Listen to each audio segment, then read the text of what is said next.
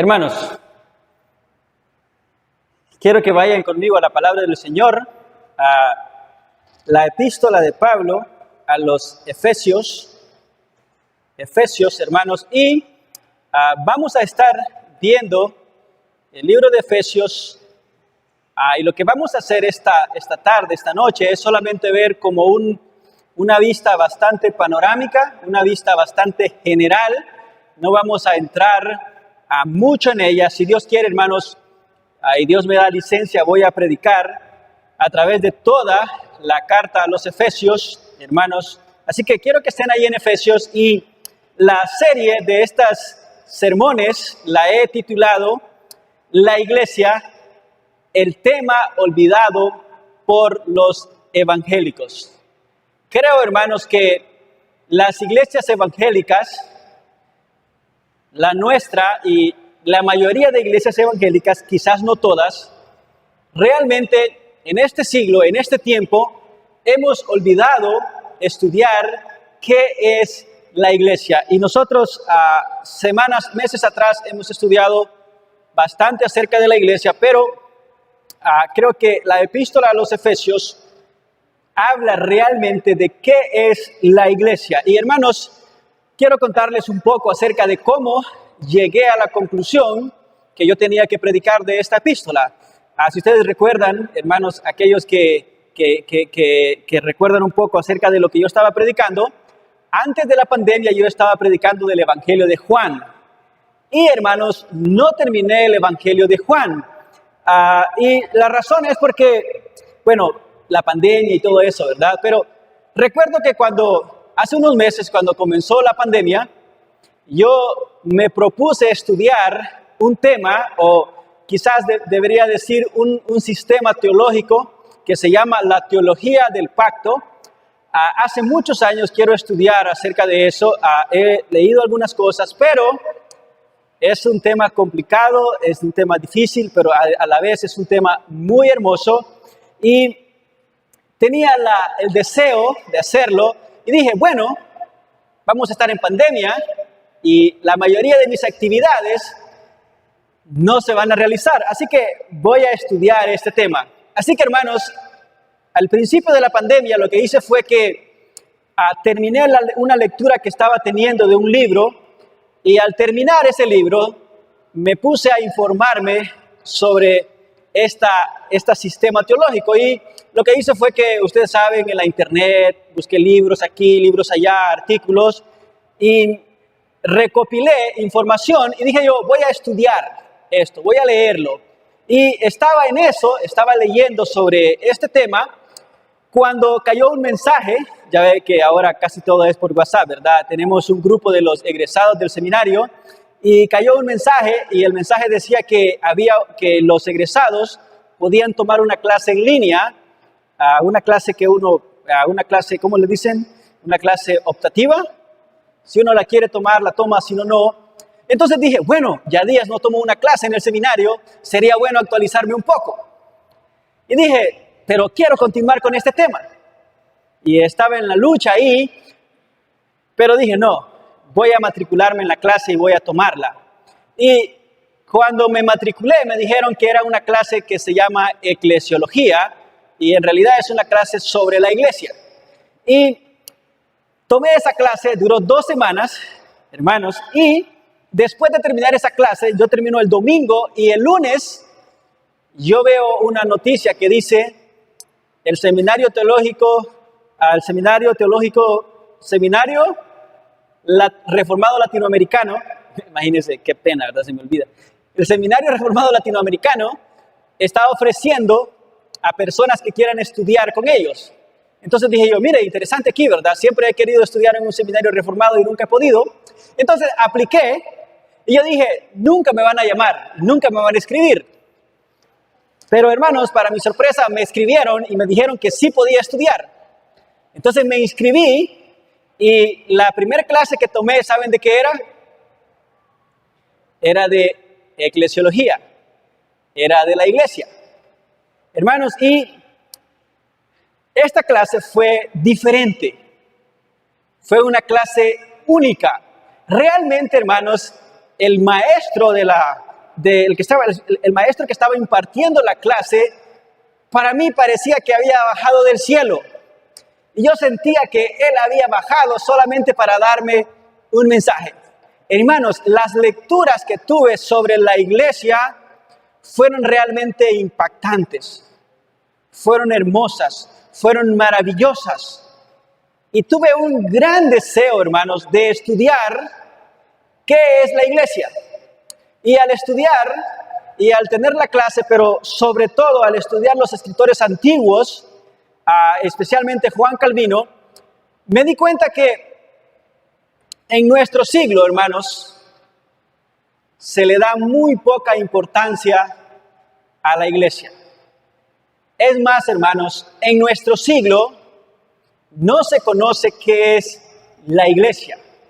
Y recuerdo que el maestro nos recalcó siempre y nos dijo, si ustedes quieren saber qué es la iglesia, deben estudiar la carta a los Efesios a profundidad. Así que la razón por la cual quiero predicar la epístola a los Efesios es porque yo mismo quiero aprender sobre la iglesia, pero también, hermanos, y una de las razones también que me motivó es lo que ya dije. En este siglo, la mayoría de las personas no saben qué es la iglesia. Pero lo que es peor, hermanos, y lo que es más vergonzoso, la mayoría de los pastores no saben qué es la iglesia. En este tiempo de pandemia que hemos vivido, hemos aprendido muchas cosas y hemos tenido que reinventarnos, hemos tenido que plantearnos preguntas. Y una de las preguntas, hermanos, que nos hemos planteado es, ¿qué es la iglesia? Y muchas personas, hermanos, dicen, por ejemplo, cosas como esta. Dicen, la iglesia nunca se cerró. Dicen, la iglesia, lo que pasó fue que en las casas se abrieron más iglesias. Hermanos, pero esa es una manera equivocada de ver qué es la iglesia. Porque ¿qué es la iglesia? Hermanos, la iglesia es un cuerpo de personas reunidos para adorar al Señor. Pero la gente, hermanos, la gente y aún los pastores han confundido esto. Y como digo, en tiempos de pandemia hemos visto que hay una gran confusión sobre lo que es la iglesia. Hermanos, la iglesia sí se cerró, hermanos. ¿Por qué? Porque no nos reunimos aquí. Porque la iglesia somos nosotros. Así que, hermanos, mi deseo es que ustedes tengan un mayor aprecio por la iglesia. Mi deseo es que ustedes vean la iglesia como Dios la ve. Mi deseo es que ustedes vean la iglesia como Cristo la ve. Mi deseo es que ustedes vean la iglesia como el apóstol Pablo ve la iglesia aquí en esta epístola a los Efesios. Porque, hermanos, muchas personas y aún muchos cristianos dicen cosas como, bueno, lo importante es tener una correcta relación con Dios. No importa si te congregas o no te congregas. Hermanos, eso es completamente antibíblico, eso es completamente falso, eso es completamente erróneo. Nadie puede tener una correcta relación con Dios si no tiene una correcta relación con la iglesia. Porque ¿qué es la iglesia? La iglesia es la casa de Dios. La iglesia es la columna y baluarte de la verdad. La iglesia es la esposa de Cristo. Tú no puedes tener a Cristo sin tener la iglesia. Es mentira. Es falso, es una mentira del diablo. Si tú no amas la iglesia, no amas a Cristo. Si usted no tiene una relación correcta con su iglesia local, usted no tiene una relación correcta con Dios. Porque la iglesia es la institución que Dios ha dejado para que su nombre sea extendido, para que su nombre sea alabado. La iglesia, hermanos, es el lugar que Dios ha designado para que nosotros crezcamos espiritualmente, para que nosotros sirvamos a Dios. No hay cristianos, hermanos, aislados de la iglesia. No hay gente que es cristiana y no pertenece a una iglesia. No lo hay, hermanos. La Biblia presenta a la iglesia como un cuerpo. Presenta a la iglesia como un cuerpo vivo. Y deseo entonces, hermanos, que podamos tener una visión elevada de la iglesia. Porque repito, a veces decimos, sí, lo importante es una relación con Dios, pero la iglesia la menospreciamos. No, hermanos. El que menosprecia a la iglesia, menosprecia a Dios. El que persigue a la iglesia, persigue a Dios. ¿Recuerdan ustedes cuando Jesús se le apareció al apóstol Pablo? ¿Recuerdan que el apóstol Pablo estaba persiguiendo a la iglesia para matarlos? ¿Y qué le dijo Jesús cuando se le apareció a Pablo? ¿Qué le dijo? Le dijo, Pablo, ¿por qué me estás persiguiendo? ¿Le dijo eso? Perdón, le dijo, Pablo, ¿por qué persigues a la iglesia? ¿Qué fue lo que le dijo? Le dijo, Saulo, ¿por qué me persigues? Aunque Saulo no estaba persiguiendo a Jesús, Saulo estaba persiguiendo la iglesia. Pero Jesús dice, ¿por qué me persigues? ¿Por qué? Porque la iglesia es el cuerpo de Cristo. Él es la cabeza y nosotros somos sus miembros. Y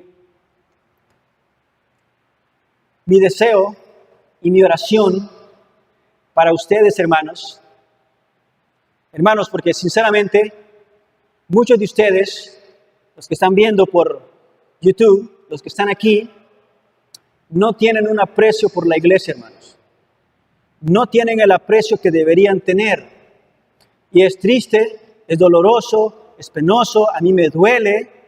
Yo deseo que vean la iglesia como es. Yo deseo que tengan un deseo de estar aquí. Pero quiero que leamos, por ejemplo, Efesios 3, 14 al 19. El apóstol Pablo tenía ese mismo deseo para los efesios. Y como dije, hermanos, solamente estamos viendo una pequeña introducción a esta maravillosa carta de Efesios.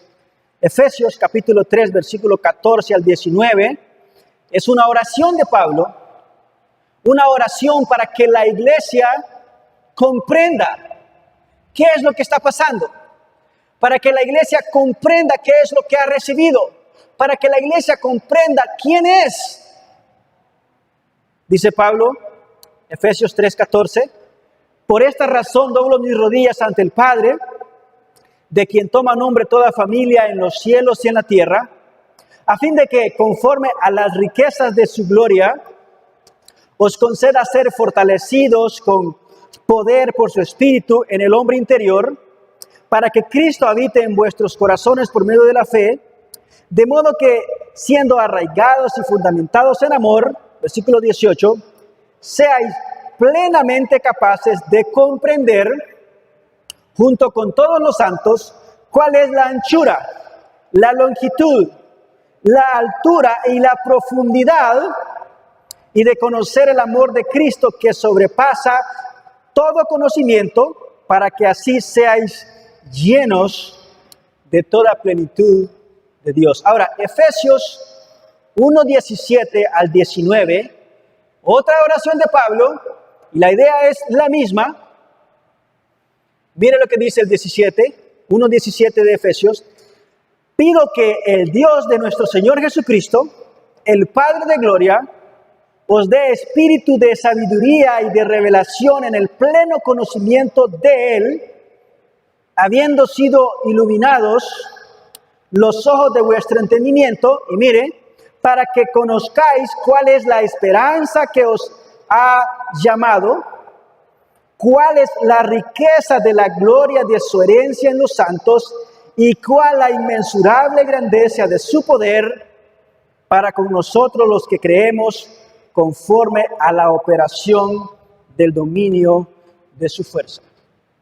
Él está orando para que la iglesia pueda comprender cuáles son las bendiciones que ella tiene, para que la iglesia pueda comprender cuál es su posición y cuál es su poder y qué es lo que Dios le ha dado. Así que, hermanos, durante todas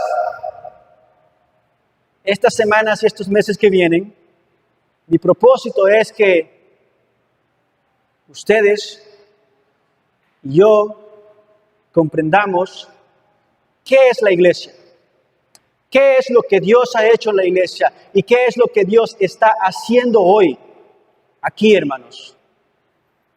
Un predicador del siglo pasado dijo, y voy a citarlo a él, y es una cita larga, así que espero que no se me duerman.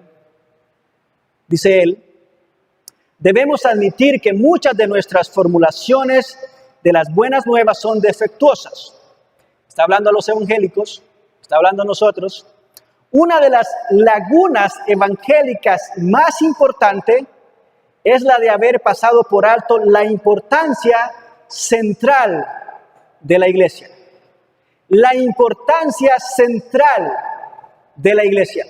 Hermanos, si usted lee un libro de los antiguos sobre qué creían de la iglesia, se va a sorprender, se va a asustar.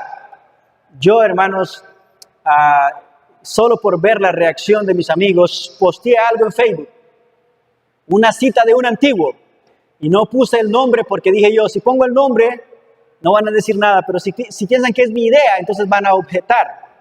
Y todos estaban sorprendidos y estaban asustados. Yo puse, sin la iglesia local no hay salvación.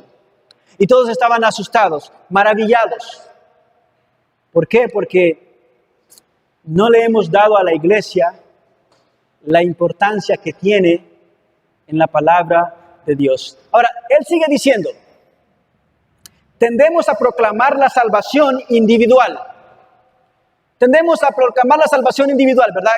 Tendemos a decir, la salvación es individual. Eso decimos, ¿verdad? Eso proclamamos.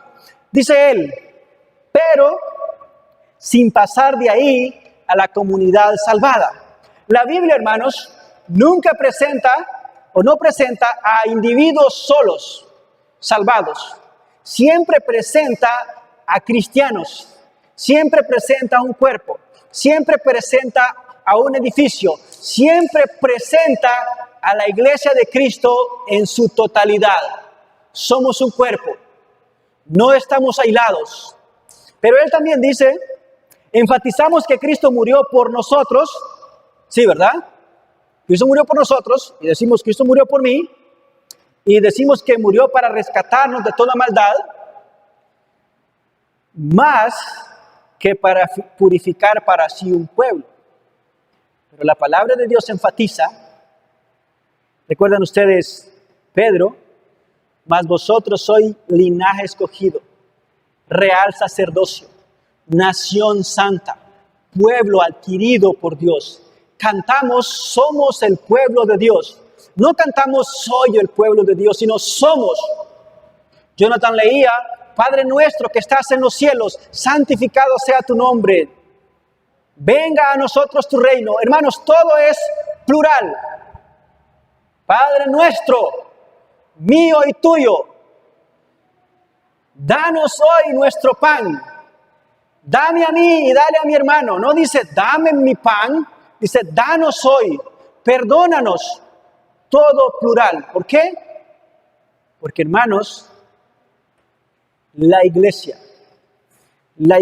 tiene una importancia grande delante de los ojos de Dios. Somos un cuerpo. Usted no puede vivir solo. Y la iglesia no puede funcionar bien sin usted. Nos necesitamos unos a otros. Hermano, necesitamos de su servicio. Necesitamos de su presencia aquí. Necesitamos de sus consejos. Necesitamos de sus exhortaciones. Necesitamos de sus regaños. Necesitamos de sus ánimos. Hermanos, los necesitamos todos aquí. ¿Por qué? Somos un cuerpo. Somos la iglesia de Dios. Somos el pueblo de Dios. Somos los hijos de Dios. Ahora, pero la tercera razón por la cual quiero predicar de esta carta es porque las enseñanzas que encontramos aquí, hermanos, transformaron el mundo antiguo. Esta carta es escrita a Efesios, a la ciudad de Efesios. Vamos a ver un poquito más en el futuro, pero esta ciudad era una ciudad pagana. Es decir, eran gente inmoral, eran brujos, eran magos, eran de todo. Eran lo peor de lo peor. En otras palabras, eran paganos. Era gente que creía en muchos dioses. Era gente que estaba completamente perdida. Por ejemplo, Efesios 4, 17 al 19. Y Pablo usa la palabra gentiles para hablar de las personas que no pertenecían a Israel. Gentiles eran los paganos. Dice 4:17 de Efesios: esto digo e insisto en el Señor, que no os conduzcáis más como se conducen los gentiles. Los gentiles son los paganos, son los no cristianos. Dice, en la vanidad de sus mentes, versículo 18, teniendo el entendimiento entenebrecido, alejados de la vida de Dios por la ignorancia que hay en ellos debido a la dureza de su corazón. Una vez perdida toda sensibilidad, se entregaron a la sensualidad para cometer ávidamente toda clase de impurezas. Hermanos, esa gente tan mala, esa gente tan perversa, dice que cometieron toda clase de impurezas. Las mujeres eran lesbianas, los hombres eran homosexuales, y era visto como algo normal.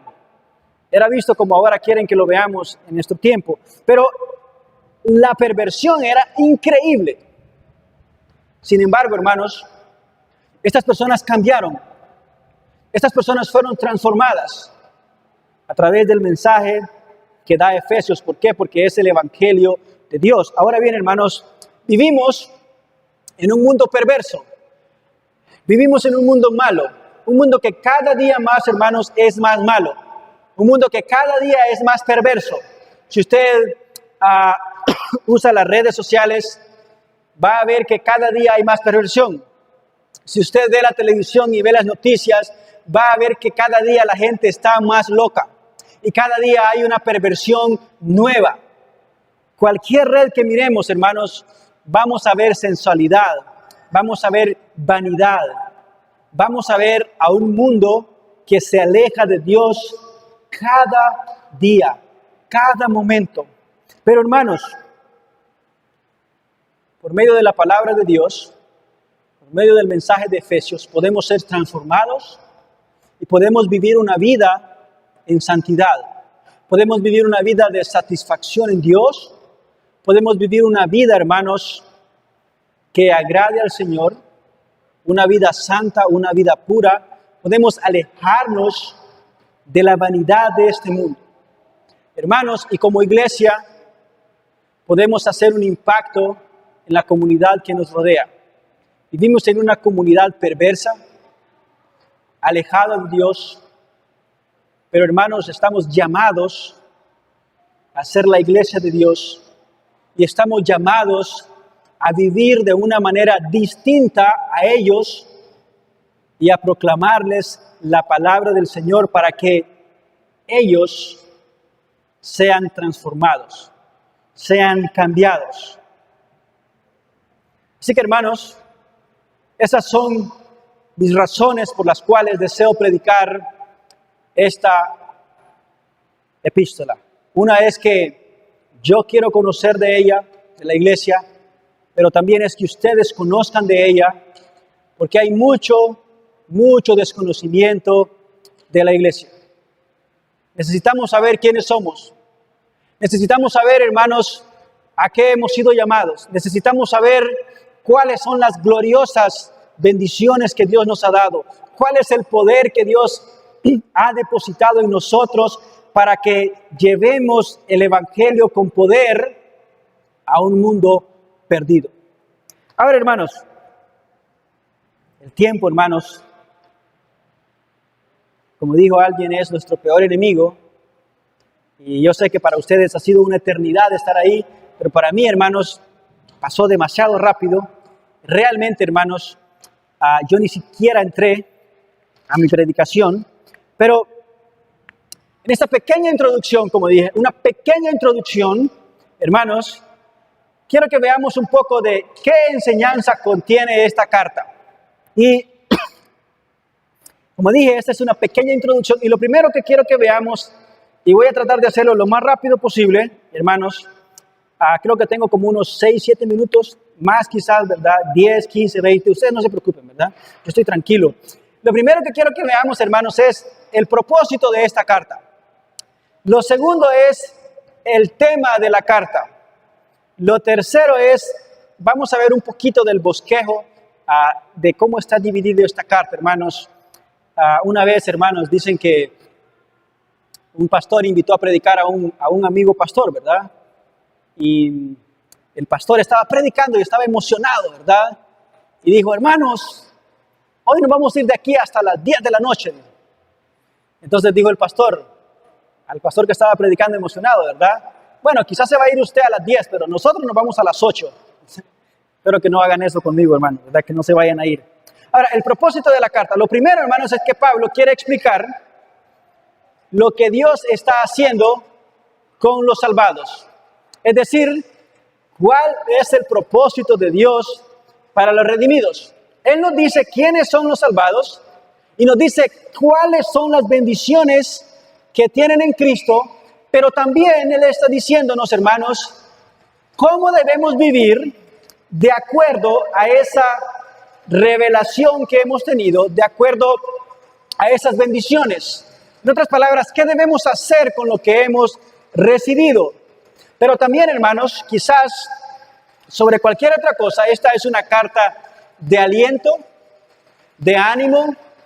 Si estamos cansados de la vida cristiana, bueno, hermanos, podemos encontrar en la carta a los Efesios un ánimo. Podemos refrescarnos. Nos acuerda quiénes somos en Cristo. Nos acuerda qué es lo que Dios nos ha dado. Pero también, hermanos, otro propósito bastante cercano, bastante estrecho al que dijimos, es que el apóstol Pablo quiere decirles a los cristianos cómo Dios ha derramado su gracia sobre ellos. Quiere decirles cuáles son las grandes riquezas que han recibido. Quiere decirles cuáles son la herencia que han recibido. Quiere decirles que ellos pueden tener la plenitud en Cristo, hermanos. Y miren, por ejemplo, quiero ver algunos versículos rápidamente. Efesios 1:7. Si usted no es rápido buscándola, yo puedo leerlo por usted. Dice Efesios 1:7. En Él tenemos redención por medio de su sangre, el perdón de nuestras transgresiones, según las riquezas de su gracia. Mire, riquezas de su gracia. Es decir, Dios nos ha dado mucha gracia. Pero también, hermanos, 3:8 dice, a mí, que soy menos que el menor de todos los santos, me ha sido conferida esta gracia de anunciar entre los gentiles el evangelio de las inescrutables riquezas de Cristo. Pero también el versículo 16 del capítulo 3 dice, a fin de que conforme a las riquezas de su gracia. Otra vez, Él está haciendo énfasis, hermanos, en que como cristianos, Dios nos ha bendecido, hermanos, ricamente. Nos ha bendecido, hermanos, y las bendiciones son espirituales, pero, hermanos, las mejores bendiciones son las espirituales. El perdón de pecados, una vida con Dios, la redención, hermanos. Entonces, hermanos, el propósito es que Pablo quiere decirnos a nosotros qué es lo que Dios nos ha dado, quiénes son los salvados, qué está haciendo con ellos ahora en este mundo, pero también Él quiere mostrarnos y decirnos todas las riquezas que Dios nos ha dado en Jesús. Ahora, lo segundo que quiero que veamos es el tema principal. Y creo que he dicho bastante, y la idea del tema principal aquí, hermanos, es la iglesia. Toda la carta a los Efesios habla algo sobre la iglesia, habla algo sobre nosotros. Y La iglesia aquí, Él la presenta como un cuerpo, la presenta como algo vivo, la presenta como algo que están unidos, están trabajando juntos y están creciendo juntos. Dice que somos un cuerpo y que cada cuerpo provee algo y que cada miembro del cuerpo provee algo para el crecimiento de la iglesia. Por eso les decía, hermanos, nosotros necesitamos de los demás. Hermanos, no somos independientes, hermanos. Se nos ha dado la idea de que somos independientes. Decimos que Honduras es libre, soberana e independiente, pero es mentira. Ningún país es independiente, ninguna persona es independiente. ¿Saben quién es el único independiente? Dios. Es el único independiente. Todos nosotros necesitamos de los demás, hermanos, y cuando hablamos de la iglesia, cuando hablamos de este cuerpo, hermanos, especialmente necesitamos los unos de los otros. Hermanos, la iglesia no va a crecer bien si usted no pone sus dones a servir. Pero usted no va a poder vivir una vida cristiana si no está en la iglesia, si no está en comunión con los hermanos. Así que nos necesitamos mutuamente. Somos un cuerpo vivo, somos un cuerpo que está creciendo, pero hermanos, está creciendo en unidad. Hermanos, si nosotros queremos que ustedes pongan sus dones para la iglesia, queremos que si saben predicar, prediquen, que si saben cantar, canten, que si saben enseñar, enseñen, que si saben dar escuela dominical a niños o a jóvenes, lo hagan, que si son buenos evangelizadores, evangelicen, que si les gusta servir, que sirvan. Hermanos, necesitamos trabajar como un cuerpo. ¿Por qué? Porque esa es la iglesia de Cristo. No es simplemente una organización, es un organismo vivo que está unido. Y si no estamos trabajando juntos, hermanos, no vamos a crecer como iglesia. Ahora, hermanos, rápidamente, yo quería tener más pausa aquí, pero el tiempo se ha ido rápido. Ahora, quiero decir algo solamente del bosquejo. Y la epístola a los Efesios está dividida en dos partes. La primera parte, capítulos 1 al 3, trata acerca de lo que Dios ha hecho por nosotros, las bendiciones que Dios nos ha dado, todo lo que Él ha hecho por nosotros en Cristo. Pero la segunda parte de esta epístola, hermanos, trata sobre lo que nosotros tenemos que hacer de acuerdo a esta revelación. Hermanos, una de las cosas maravillosas de ser cristiano es que Dios nos pide hacer algo porque Él ya hizo algo por nosotros. Hermanos, ¿recuerdan ustedes cuando Dios sacó al pueblo de Israel, lo liberó de la esclavitud y lo llevó a Canaán? Dice la palabra de Dios que les dio una tierra donde fluía leche y miel, que les dio ciudades fortificadas, que les dio tierras labradas, y solo llegaron a comer y a vivir, solo llegaron a meterse ahí y tranquilos. Dios les bendijo de una manera increíble y por eso Dios les pidió ciertas cosas. Les dijo, recuerden que eran esclavos en Egipto, pero yo los traje por el desierto y les di esta tierra abundante. Entonces ahora ustedes van a servirme y van a amarme solamente a mí. Y hermanos, en esta carta vemos eso. Dios ha sido bueno. En el capítulo 1, versículo 3, solo vamos a leer ese versículo porque expresa lo que quiero decir. Versículo 3 del capítulo 1 de Efesios dice: bendito sea el Dios y Padre de nuestro Señor Jesucristo, quien nos ha bendecido en Cristo con toda bendición espiritual en los lugares celestiales. Bendito sea Dios por lo que ha hecho. Y Dios ha hecho tanto por nosotros, hermanos, y ahora Él nos pide que vivamos una manera digna del llamado. Así que en esta carta vamos a ver lo que Dios ha hecho por nosotros, pero también, hermanos, vamos a ver lo que nosotros debemos hacer de acuerdo a nuestro llamado y de acuerdo a lo que Dios nos ha dado. Oremos. Padre Santo que estás en los cielos, santificado sea tu nombre, Señor. Venimos a tu presencia una vez más esta noche, Señor, agradecidos por tu amor y tu misericordia. Gracias por tu palabra, Señor. Pedimos que la bendigas, Señor, que este estudio de esta epístola pueda ser de bendición para mí, para mi iglesia y para los demás hermanos, Señor, que estarán viéndolo en línea, Señor, los días domingos. Pedimos que usted nos bendiga, que su Espíritu Santo nos guíe, que su Espíritu Santo nos enseñe y nos ayude a comprender la gracia maravillosa que usted ha derramado en su iglesia y cómo usted la ha bendecido más allá, Señor, de todo. Y ayúdenos, Señor, a apreciar esta iglesia, tu cuerpo, a tu esposa, Señor, el edificio en el cual usted está trabajando. Por Cristo Jesús le pedimos y le damos gracias. Amén.